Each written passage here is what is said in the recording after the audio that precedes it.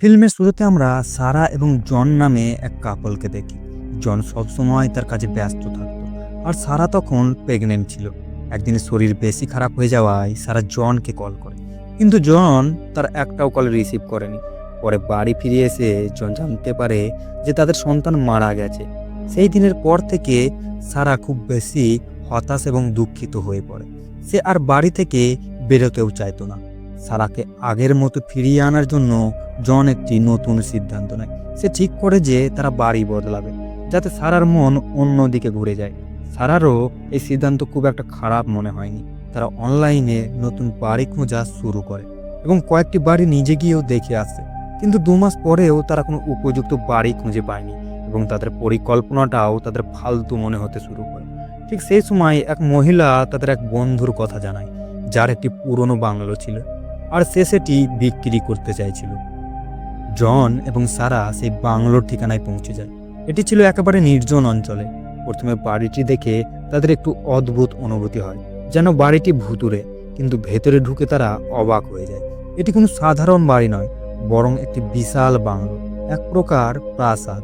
এই সুন্দর বাড়িটি তাদের মন জয় করে নেয়। বাড়ির মালিক অ্যামি তাদের বাড়িটি ঘুরিয়ে দেখাতে থাকে এবং বলে যে এটি 1980 সালে তৈরি হয়েছিল এবং পুরোপুরি রিনোভেট করতে প্রায় 20 বছর সময় লেগেছে। বাড়ির প্রতিটি জিনিস সেই কথার সাক্ষী হয়েছিল। সারা এই বাড়িটিকে তার স্বপ্নের বাড়ির মতো মনে করছিল। কথাবার্তার মাঝে অ্যামি তাদের জন্য লাঞ্চ বানায়। লাঞ্চের সময় সে জানতে চায় তারা কেন এত নির্জন জায়গায় বাড়ি কিনতে চায়।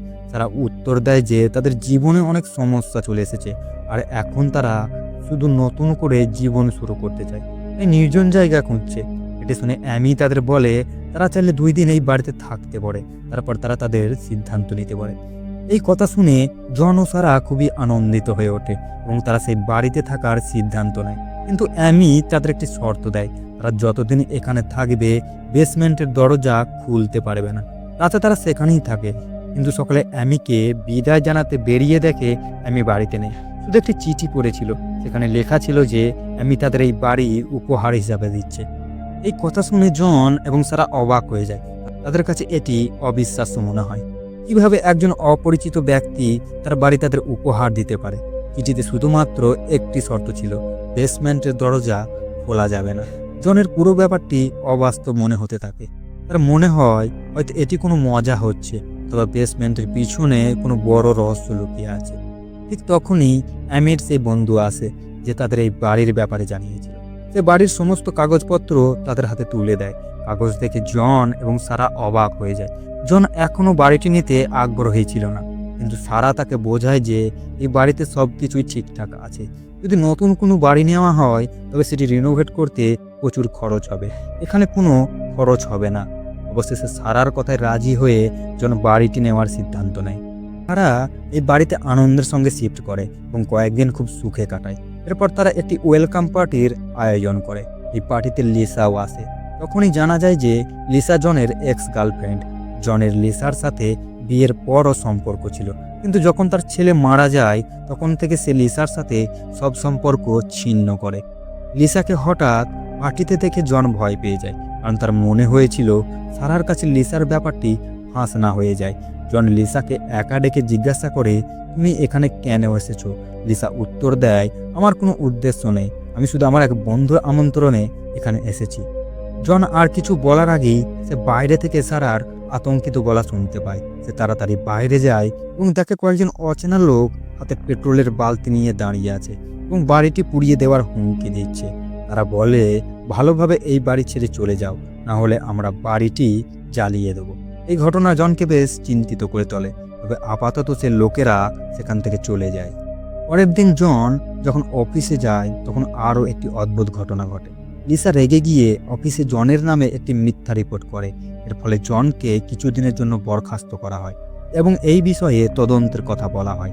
এসব নিয়ে জন এতটাই হতাশ হয়ে পড়ে যে সে সারাকে কিছুই বলতে পারে না। তার ভয় ছিল যে সারার কাছে লিসার ব্যাপারটা ফাঁস না হয়ে যায়, তাই বাড়িতে এসে সে স্বাভাবিক থাকার চেষ্টা করে। কিন্তু তার মন বেসমেন্টের সেই দরজার দিকে ঘুরে যাচ্ছিল, যেটা অ্যামি খোলার জন্য বারণ করেছিল। একদিন জন সেই দরজার সামনে দাঁড়িয়ে ভাবে, এখানে এমন কি আছে যেটা খুলতে নিষেধ করা হয়েছে? সে দরজাটি রড দিয়ে খোলার চেষ্টা করে, কিন্তু দরজা খুলতে ব্যর্থ হয়। এরপর সে সিদ্ধান্ত নেয় যে বাড়িটির ডিজাইন খুঁজবে, যাতে বেসমেন্টে কি আছে তা বোঝা যায়। জন সেই কোম্পানিতে যায় যারা বাড়িটির ডিজাইন করেছিল। সেখানকার এক কর্মী জানায় যে এর আগেও বাড়ির ডিজাইন চাওয়া হয়েছে, তবে জন ছাড়া আর কেউ এটি সংগ্রহ করতে আসেনি। এটি শুনে জন অবাক হয়ে যায়। সেই কর্মী আরও জানায় যে অ্যামি প্রায় 20 বছর আগে এই বাড়িতে থাকতো, কিন্তু হঠাৎ কোনো কারণ ছাড়াই তার স্ত্রী মেয়েকে নিয়ে তাকে ছেড়ে চলে যায়, কারণ কেউ জানেন না। এত কিছু শুনে জনের কৌতূহল আরও বেড়ে যায়। তার ধারণা হয় যে অ্যামির পরিবারের রহস্য বেসমেন্টের মধ্যেই লুকিয়ে আছে। বাড়ি ফিরে জন ডিজাইনটি দেখে, কিন্তু সেটি সাধারণই মনে হয়। এরপর সে বেসমেন্টের তালা ভেঙে ফেলে। ভেতরে গিয়ে প্রথমে সবকিছু স্বাভাবিক মনে হয়, কিন্তু পরে সে মেঝের নিচে একটি গোপন কুঠুরি খুঁজে পায়। তখনই জন মেঝের কাঠ সরাতে শুরু করে, কিন্তু হঠাৎ সারা বাড়ি ফিরে আসে। তাড়াতাড়ি সে বেসমেন্টের দরজা বন্ধ করে, যেন সারা কিছু টের না পায়। সেই রাতে লিসার কাছ থেকে জনের একটি ফোন আসে। লিসা তাকে হুমকি দিয়ে জানায় যে সে জনের স্ত্রী সারার কাছে সব সত্যি বলে দেবে। পরদিন জন লিসার সঙ্গে দেখা করতে যায় এবং তাকে অনুরোধ করে যে অফিসে তার বিরুদ্ধে দেওয়া ভুল তথ্যগুলো ঠিক করে নিতে। কিন্তু জনের এই কথায় লিসা আরও রেগে যায়, কারণ লিসা বুঝতে পারে যে জন শুধুমাত্র নিজের স্বার্থে তার সাথে দেখা করতে এসেছে। রাগে লিসা প্রতিশোধ নেওয়ার সিদ্ধান্ত নেয়। সে ঠিক করে যে সারার কাছে সব সত্যি ফাঁস করে দেবে। জন তাকে ঠকিয়েছে এবং তার সাথে রিলেশনে ছিল। পরদিন আমরা সারাকে বাড়িতে দেখি, যেখানে তার শরীরের অবস্থা বেশ খারাপ ছিল। তার মনে সন্দেহ হচ্ছিল সে হয়তো প্রেগনেন্ট। কিছুক্ষণ পর তার সন্দেহ সত্যি প্রমাণিত হয় এবং সে খুবই খুশি হয়। সারা এই সুখবরটি দ্রুত জনকে জানাতে চেয়েছিল। ফোন করতে গিয়ে তার ফোন হাত থেকে পড়ে যায়, আর সেটা তুলতে গিয়ে সে খাটের নিচে বাড়ির ডিজাইনটি খুঁজে পায়। সারা সেই ডিজাইনটি দেখতে শুরু করে এবং জানতে পারে যে জন বেসমেন্ট সম্পর্কে খোঁজ খবর নিচ্ছিল। এরপর সারা সিদ্ধান্ত নেয় সেও বেসমেন্টে যাবে। সারা যখন বেসমেন্টে গিয়েছিল তখন লিসা বাড়িতে আসে। লিসা সারাকে জনের বেইমানির কথা জানাতে চেয়েছিল, কিন্তু সারাকে সেখানে দেখতে না পেয়ে সে সারার প্রেগন্যান্সি টেস্ট রিপোর্ট পেয়ে যায়। লিসা আরও রেগে যায় এবং তার এই রাগ ঘৃণায় পরিণত হয়। সারা যখন বেসমেন্ট থেকে উপরে আসে তখন সে দেখে বাড়ির দরজা খোলা ছিল। সে চুপচাপ দরজাটি বন্ধ করে দেয়। এটা ভাবেনি যে কেউ তার বাড়িতে ঢুকে পড়তে পারে। কিছুক্ষণ পর জন বাড়ি ফিরে দেখে লিসার গাড়ি বাড়ির সামনে থেকে বেরিয়ে যাচ্ছে। জন রেগে যায় এবং চিন্তিত হয়ে পড়ে যে লিসা হয়তো সারাকে সব বলে দিয়েছে। সে লিসার গাড়ির পেছনে ধাওয়া করে, কিন্তু অনেক চেষ্টা করেও কিছু জানতে পারে না এবং হতাশ হয়ে বাড়ি ফিরে আসে। বাড়িতে এসে সে দেখে সারা তার জন্য অপেক্ষা করছে। সারা জানতে চায় যে কেন সে বেসমেন্টের দরজা খুলেছিল। জন একটি মিথ্যা বলে যে বেসমেন্টে কিছুই ছিল না, তবে সে সারাকে ওই মেঝের নিচে লুকানো কুঠুরির কথা বলেনি, যেটা সে ইতিমধ্যেই বন্ধ করে ফেলেছিল। এরপর সারা জনকে একটি সুখবর দেয়, তারা আবারও বাবা মা হতে চলেছে। এই খবর শুনে জন খুবই খুশি হয়। সে অনুভব করে যে হয়তো তার প্রথম সন্তানের দুঃখ কিছুটা হলেও কমে যাবে। এরপর জনের অফিস থেকেও সুখবর আসে। লিসা তার নামে যে মিথ্যা অভিযোগ করেছিল সেটি তদন্তে ভুল প্রমাণিত হয়। তদন্তে জনের কোনো দোষ পাওয়া যায়নি। এই খবর শুনে জন খুব রিল্যাক্স হয় এবং তার জীবন আবার স্বাভাবিক ছন্দে ফিরতে শুরু করে। এখন তাদের পরিবারের একটি নতুন সদস্য আসতে চলেছে। জন সেই শিশুর জন্য একটি নতুন ঘর সাজানোর সিদ্ধান্ত নেয়। ঘর সাজাতে গিয়ে একটি ছবির পেছনে দেয়ালের মধ্যে একটি গর্ত দেখতে পায়, যার মধ্যে একটি বুলেট আটকে ছিল। জন বুঝতে পারে যে এটি অ্যামির পুরনো সংগ্রহের একটি অংশ। সেই মুহূর্তে জনের মনে হয় অ্যামি হয়তো তার পরিবারকে খুন করেছিল এবং তাদের লাশ বেসমেন্টে লুকিয়ে রেখেছিল। এই কারণেই অ্যামি বেসমেন্ট খুলতে নিষেধ করছিল। জন সারার সাথে এই বিষয়টি আলোচনা করছিল, কিন্তু তখনই দরজায় কড়া নাড়ার শব্দ হয়। বাইরে পুলিশ আসে এবং জানায় যে লিসার মৃতদেহ পাওয়া গেছে। তার গাড়ি জঙ্গলে পড়েছিল। পুলিশ তদন্তের জন্য জনের কাছে আসে, কারণ জন এবং লিসার সম্পর্ক এবং লিসার অভিযোগের কথা সবার জানা ছিল। সবাই সন্দেহ করেছিল যে প্রতিশোধ নিতে জন লিসাকে খুন করেছে। তদন্তের সময় সারা জনকে বাঁচাতে মিথ্যা বলে যে জন সেদিন সারাদিনই বাড়িতে ছিল। পুলিশ এরপর আরও কিছু না জিজ্ঞাসা করে ফিরে যায়, কিন্তু পুলিশ চলে যাওয়ার পর সারা প্রচণ্ড রেগে গিয়ে জনের উপর চিৎকার শুরু করে। পুলিশ জন ও লিসার সম্পর্কের কথা জানিয়ে দিয়েছিল। জন সারাকে বোঝাতে চেয়েছিল যে সেই সম্পর্ক বহুদিন আগেই শেষ হয়ে গেছে, কিন্তু সারা তাকে থামিয়ে দেয় এবং বলে, আমি সব কিছু জানতাম। আমার ছেলে যখন মারা যাচ্ছিল তখন আমি তোমাকে ফোন করেছিলাম। আমি জানতাম যে তুমি সেই মেয়েটির সাথেই ছিলে, আমি এই সম্পর্ক এতদিন সহ্য করেছি শুধুমাত্র আমাদের পরিবারকে টিকিয়ে রাখার জন্য, কিন্তু আমি এখন তোমার সাথে থাকতে পারবো না। সারা আরও বলে, আমি আমার সন্তানকে এমন এক বাবার সাথে বড় করতে চাই না যার নামে খুনের অভিযোগ রয়েছে। এরপর সারা জনের সাথে সমস্ত সম্পর্ক শেষ করার সিদ্ধান্ত নেয়। এটা শুনে জন সারাকে বিশ্বাস করাতে চায়, শোনো সারা, আমি কিছুই করিনি, বিশ্বাস করো আমার কথা। কিন্তু সারা সেখান থেকে চলে যায়। জন তখন তার কথাগুলিতে হারিয়ে গিয়েছিল। তার জীবনে এত সমস্যা চলে এসেছে যে সে বুঝতেও পারছিল না কিভাবে সব কিছু হচ্ছে। ভাবতে ভাবতে হঠাৎ তার মনে হয় এই বাড়িতে আসার পর থেকে তার জীবনের সমস্যাগুলি বেড়েই চলেছে। হয়তো এই বাড়ির বেসমেন্টের মধ্যে লুকিয়ে থাকা কোনো রহস্যই এর কারণ। এই চিন্তা নিয়ে জন সে ডিজাইনারের দেওয়া তথ্য অনুযায়ী সেই ব্লকের বাড়িতে যায়, যে আগে এই বাড়িটি পেয়েছিল। সেখানে পৌঁছে জন অবাক হয়ে যায়, কারণ এই লোকটি সেই ব্যক্তি ছিল যে পার্টির দিন তাকে এই বাড়ি ছেড়ে চলে যেতে বলে এবং না গেলে বাড়ি জ্বালিয়ে দেওয়ার হুমকি দিয়েছিল। তবে এবার সেই ব্যক্তি জনকে স্বাগত জানায় এবং তার বাড়ি নিয়ে কথা বলতে শুরু করে। লোকটি জানায়, প্রথমে আমিও খুব খুশি ছিলাম এমন একটি ফ্রি বিলাসবহুল বাড়ি পেয়ে, কিন্তু সময়ের সঙ্গে সঙ্গে আমার জীবন ধ্বংস হতে শুরু করলো। আমি মদে আসক্ত হয়ে পড়ি, আমার পরিবার আমায় ছেড়ে চলে যায়। তখন আমি বুঝতে পারি এই বাড়ির মধ্যেই কোনো অশুভ শক্তি লুকিয়ে আছে। জন জানতে চায় আসলে সেই বেসমেন্টে কি আছে, কিন্তু লোকটি জনকে কিছুই বলে না, শুধু এটুকু বলে, একটা কথা মনে রেখো, বেসমেন্টের দরজা কখনো খুলবে না। লোকটির কাছ থেকে কোনো স্পষ্ট উত্তর না পেয়ে জন নিজেই বেসমেন্টের তালা ভেঙে সব সত্য জানার সিদ্ধান্ত নেয়। বাড়ি ফিরে জন বেসমেন্টে ঢোকার চেষ্টা করে, কিন্তু সারা তাকে বাধা দিতে আসে। জন তার কোনো কথা শুনতে রাজি ছিল না।